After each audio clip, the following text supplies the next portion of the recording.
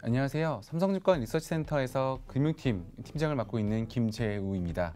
오늘은 저희 은행업 2022년 전망과 더불어서 최근에 이제 디지털 전환이 금융권의 최대 화두입니다. 이 속에서 과연 은행은 어떻게 봐야 되는지에 대해서 말씀을 드리고자 합니다. 우선 은행 22년 전망입니다. 은행들의 가계대출 성장률은 내년에 7% 내외 수준 정도로 지금 전망을 하고 있습니다.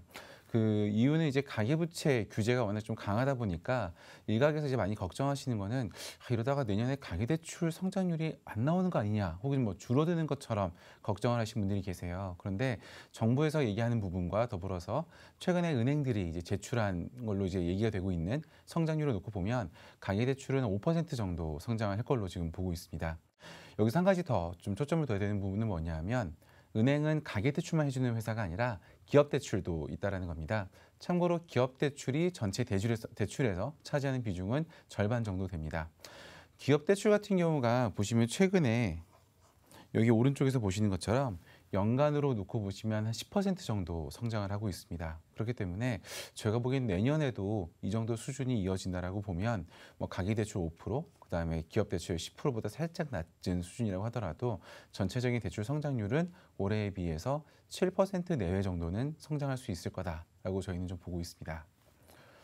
이와 더불어서 은행의 이자 이익이라고 하면 사실 이제 마진을 같이 봐야 됩니다. NIM이라고도 많이 얘기를 하는 이자 마진이라고 할 수 있는데요. 이 부분 같은 경우에도 저희는 내년에 추가적으로 좀 좋아질 것으로 보고 있습니다. 특히 이미 3분기부터 보시면 월중으로 해서 NIM은 올라오고 있는 모습을 보이고 있습니다. 가장 큰 이유는 여기 왼편에서 보시듯이 시장 금리가 장단기 모두 다 나름대로 올라오는 모습을 보이고 있습니다. 물론 최근에 등락이 좀 있긴 합니다만 결국 전반적인 그 시장의 기대는 인플레이션에 대한 부분과 더불어서 내년도에는 좀 추가적인 상승이 있을 거다라는 게 시장의 컨센서스입니다. 이 과정에서 은행들은 마진이 개선될 수 있는 부분이 충분히 있는 것과 더불어서 최근에 가상금리가 올라가는 부분들도 또 반영이 될 여지가 있습니다. 그래서 저희가 생각하기에 내년에는 은행들의 NIM이 높은 한 자릿수 정도 숫자는 충분히 올라갈 수 있지 않을까라고 생각을 하고 있고요. 참고로 은행들이 얘기하는 부분은 뭐냐면 통상적으로 25bp 금리 인상이 있을 때마다 3bp 정도 마진이 개선된다라고 합니다. 그래서 2번에서 3번 정도 지금 이미 시장에서는 반영을 하고 있기 때문에 그런 부분들이 이제 추가적으로 마진에 내년에 이제 본격적으로 좀 반영될 수 있다라고 보고 있습니다. 그러면 이제 이렇게 마진이 좋아지고 대출이 좀 늘어나면 어느 정도 이익이 좋아질까에 대해서 좀 궁금하실 텐데요. 여기서 보시면 저희가 이렇게 센시티비티 테스트를 했어요. 그래서 6% 정도 대출 성장률, 그러니까 아까 말씀드린 것보다 조금 보수적으로 잡은 겁니다. 여기에 더불어서 NIM이 한 8bp 정도 좋아진다라고 가정을 하면 이자 이익 기준으로 보시면 12% 정도 늘어나는 효과가 있습니다. 이자 이익 12%, 그러면 이익은 얼마 늘어나는 거냐를 고민을 해보면 여기 있는 게 조금 더 의미가 있을 것 같습니다. 올해 3분기 기준으로 보시면 국민 신한 하나의 그 이자 이익은 분기 중 이자 이익이 1.5조 원에서 1.9조 원 정도, 그러니까 연간으로 따지면 6조 원에서 7.6조 정도가 이제 여기서 벌 수 있는 그림이라고 보시면 될 것 같아요. 여기에다가 저희가 12% 정도 증가한다라고 가정을 하면 결국 이 회사들의 이자 이익은 연간으로 한 7천억에서 9천억 가까이 좋아진 효과가 있습니다. 이 회사들 벌어들이는 돈 올해 대비해서 놓고 보시면 한 20%가 좀 안 되게 늘어나는 효과가 이자 이익 증가에서만 발생을 한다라고 봐주시면 좋을 것 같아요. 이와 더불어서 은행 입장에서 보면 그래 뭐 대출로 이자는 벌었는데 문제는 얼마만큼 대손 비용으로 좀 손실을 인식하느냐가 이제 결국 핵심인데요. 이 부분에 대해서는 걱정이 많습니다. 금리가 올라가니까 뭐 높아질 수 있지 않겠느냐라는 걱정은 있긴 하지만 저희가 생각하기에는 그런 부분이 있는 반면에 경기가 회복된다라는 국면도 같이 좀 고민을 해야 될 것 같아요. 그래서 저희는 충당금이 내년에 급등한다라고 보지는 않습니다. 다만 올해가 너무 낮았었어요. 그래서 2019년 정도, 그러니까 코로나 이전 수준이죠. 그 정도로는 어느 정도 회복, 약간 상승하는 부분이 나타날 수 있다라고 보고 있습니다. 그래서 놓고 보시면 재작년 같은 경우가 KB를 예를 들어서 말씀을 드리면 20에서 25bp 정도 충당금 적립률을 쌓아왔는데요. 지금도 이 정도거든요. 그러니까 사실은 그렇게 나빠질 게 별로 있지는 않다라고 보실 수 있을 것 같고요. 다만 여기 있는 다른 은행들 놓고 보시면 이런 부분에 비해서 올해가 너무 낮았던 은행들이 있다 보니까 이런 부분들에서는 좀 보긴 해야겠지만 일부는 충당금이 좀 늘어날 수 있는 여지가 있다라고 봐주시면 좋을 것 같습니다. 다만 그럼에도 불구하고 아까지 이자 이익 증가를 놓고 보시면 결국 내년도 이익 증가 폭은 저희가 지금 가늠하기로는 한 10% 정도 내외를 좀 보고 있습니다. 다만 이제 관건은 은행주는 배당주라는 게 이제 관건인데요. 그럼 배당은 얼마 늘어날 거냐를 고민을 해보면 저희는 한 15% 정도 늘어날 것으로 보고 있고요. 이익보다 배당 증가폭이 더 큰 이유는 배당 서양이 올라가는 효과가 내년에 좀 더 있을 거라고 보고 있습니다. 참고로 최근에는 코로나19 때문에 은행들이 배당을 좀 굉장히 줄여놓고 있는 상황인데요. 이런 부분들이 점진적으로 정상화, 개선되지 않을까라는 기대를 갖고 있습니다. 은행주 중에서는 저희는 상대적으로 큰 대형 금융지주들을 선호를 하고 있습니다.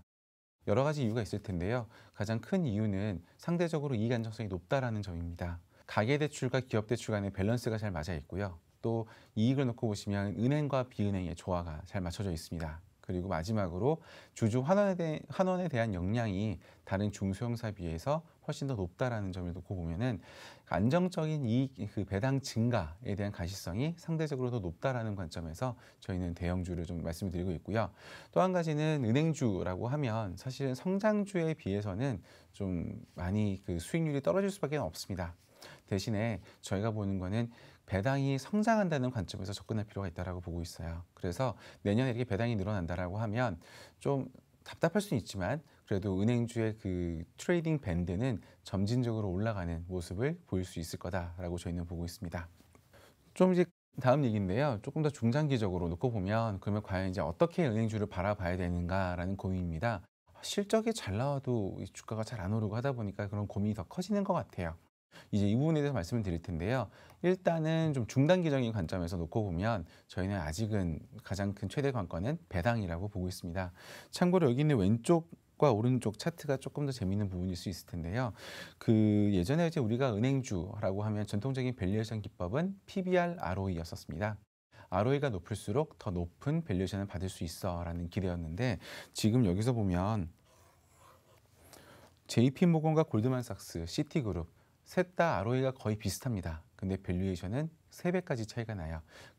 이걸 결국 놓고 해석을 해보면 이제 시장은 이 회사가 얼마를 벌어들이는가에 대한 중요도보다는 결국 오른쪽에서 보시는 것처럼 얼마만큼 주주에게 돌려주느냐가 더 관건이다라고 보는 것 같습니다. 보시는 것처럼 이익보다는 주주 환원 성향에 따른 함수가 더 강하게 나타나고 있기 때문이죠. 이런 관점에서 놓고 보면 앞으로 관건은 한국 같은 경우에 주주 환원 성향이 너무 낮아요. 이게 얼마만큼 회복이 될 수 있느냐가 앞으로 최대 관건 중에 하나라고 보고 있습니다. 조금 더 길게 놓고 보면 저희는 이걸 넘어서 결국 디지털 기반의 확보가 관건이라고 보고 있습니다. 사실 이제 아까 제가 보여드렸던 차트로는 카카오페이, 카카오뱅크, K뱅크 이런 배당을 별로 주지 않는 이런 회사들에 대한 시가총액 혹은 밸류에이션이 설명이 되질 않습니다. 그래서 저희가 가로축을 MAU, 세로축을 시가총액으로 놓고 그림을 그려보면 굉장히 설명력이 높은 것을 보실 수가 있으세요. 결국 이제 시장에서 바라보는 그림은 뭐냐면 최근에 디지털 전환, 즉 오프라인 쪽에서 온라인으로 판매 거점이 넘어가고 있고요. 또 이게 각각의 플랫폼으로 또 집중이 되는 현상이 발생을 하고 있습니다. 결국 기존의 금융사가 갖고 있던 오프라인 거점이 갖고 있는 강점이 약간 희석이 되는 모습인 거고요. 결국 이제 온라인 상에서 내가 얼마만큼 역량을 갖고 있느냐, 고객을 얼마만큼 갖고 있느냐가 앞으로 최대 이익을 결정짓는 변수라는 것이죠. 그래서 그런 관점에서 결국 이 회사들이 더 높은 밸류에이션을 받고 있는 거고요. 또 이런 부분들을 금융사들도 이제는 좀 인지를 하고 있습니다. 그래서 오른쪽에 보시는 것처럼 신한지주 실적 발표를 보시면 매 분기마다 이렇게 디지털 부문 현황을 발표를 하고 있고 우리의 MAU가 어떻게 나아지고 있다라는 것을 보여주고 있습니다. 더 나아가서는 전략도 좀 더 차별화되고 있어요. KB금융 같은 경우가 이제 대표적인 예일 텐데요. 결국 이제 최근에 토스라든가 카카오페이 같은 회사들을 놓고 보면 원앱 전략을 통해서 굉장히 공격적으로 나아가고 있습니다. 은행들 같은 경우에 보시면 작년에 KB은행만 앱이 19개 정도 있었어요. 근데 이제 이런 것들을 하나로 뭉뚱그린다라는 쪽에서 원앱 전략을 지금 이제 시도를 하고 있고요.